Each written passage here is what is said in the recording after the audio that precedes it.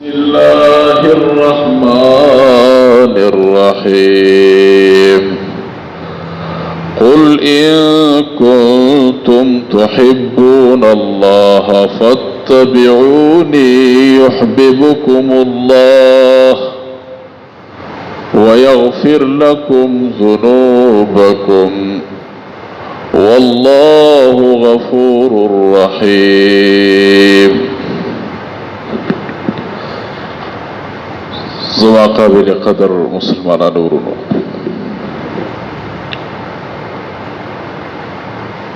منگو تاسی تمام مسلمانان د بازو خبرو دعوی کو، خو زمونگو ساسو دعوی بلا دلیل دی. زمونگو ساسو دعوی دروغجنی دی، صادق او رښتینی دعوی نه دي. ډېر دعوی موږ تاسو کوو، د ایمان دعوه کوو او د ایمان چې کوم مقتضیات دي په هغې عمل نه کوو. دغه رنګې د الله د نبي د محبت دعوه کوو، خو حقیقتاً مونږ او تاسو په خپلو دعوو کې څه یو دروغجن یو. دعوې مونږ او تاسو ټول د الله د نبي کوو د محبت، خو چې کله اصل میدان راشي نو مونږ او تاسو ټول په خپلو دعوو کې ناکامیږو. ټول انسانان بالخصوص مسلمانان هغه د الله د نبي د محبت دعوه کوي، خو مونږ او تاسو چې ته وګورو چې د الله نبی دنیا کې نشته رحلت فرمایلی، نو هغه سره مونږ او تاسو څنګه محبت کوو؟ د هغې د محبت علامه به څه وي؟ د رسول الله صلی الله علیه وسلم دنیا کې نشته د محبت علامه دا ده چې د هغه خبرو سره محبت وکړی شي او د هغه خبرې عمل کې راوستلی شي. د الله د نبي اقوال افعال په دې ټولو عمل وشي. نن سبا مونږ او تاسې یو شخصیت پرستۍ کې واقع یو، د خپل لیډر او مشر سره مینه کوو، لباس هم کوشش کوو چې هغې په شانتې جوړ کړو، خبرې هم تاوو راتاوو چې د هغه په شانې خبرې د خولې نه وځي. د هغه تقریر وعظ چې مونږ او تاسې مخې ته راشي د هغه بیان په توجه سره اورو، او د هغه دپاره مونږ او تاسې شپه ورځ دروغ وایو، او د خپل لیډر دپاره مونږ او تاسې شپه ورځ ورکړې ده د هغه دفاع وکړو، د بړستن نه هم د هغه دفاع کوو، د فیسبوک په مټ په بازار کې هم د هغه دپاره چغې سورې وهو د هغې دپاره. خو دا ټول محبتونه مجازي دي. په دې محبتونو باندې الله تعالی ته اجر نه درکوي، په دې ته ثواب نه ملاوي. داسې بې ځایه محبتونه چې خلک صحیح رښتینې محبت څه دی؟ د الله د نبي سره دی چې هغه څه محبت وشي. علماو لیکلي دي د محبت حکم د الله نبي سره څه دی. حکم یې دا علماو لیکلي په اتفاق سره چې واجب دی. د الله د نبي سره محبت واجب دی، او د دنیای یو عام لیډر سره محبت په دې زمانه کې که حرام نه نو مکروه به ته ووایو. څه صورت دی؟ حرام خو ډېره غټه فتوا ده چې موږ یې پرې وایو، خو مکروه به ورته ووایو، بد به ورته ووایو، ناکاره شی به ورته ووایو.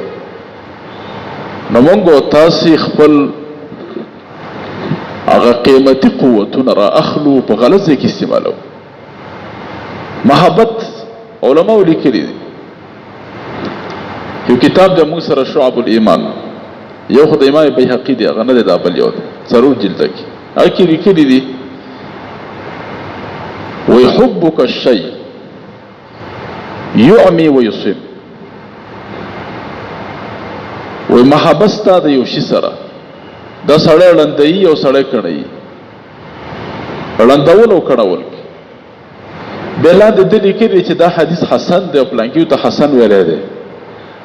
عام موږ تاسو چې وایو دا یو مقولې په شکل د الفاظ استعمالو، خو دو ته حدیث ویلی دی، والله اعلم په مرتبه د حسن کې ذکر کړی.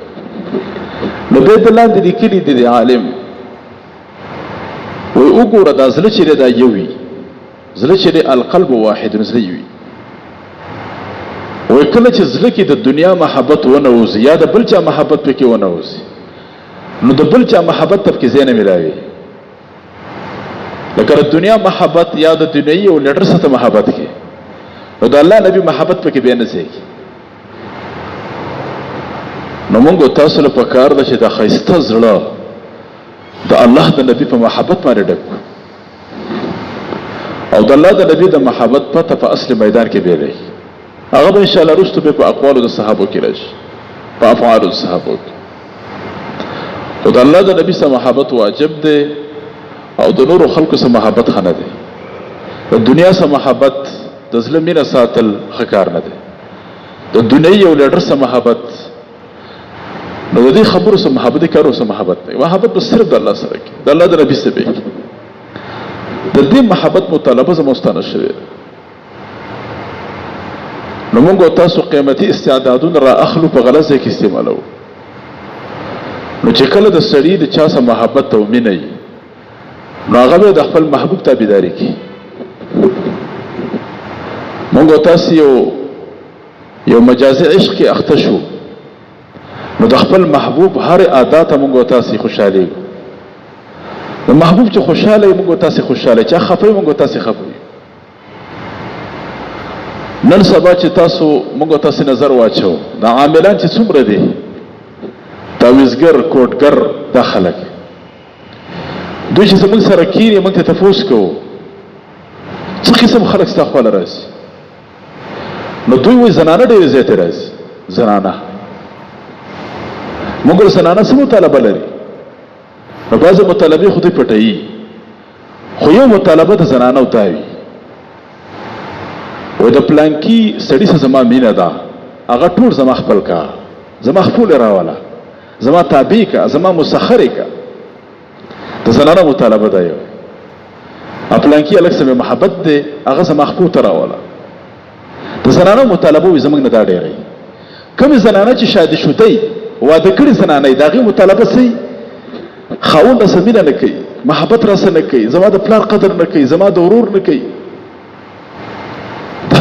داسې کوي زما تابع شي، ټول زما شي، چې بالکل نه د ورور شي او نه د خور شي، چې خاوند ټول زما شي.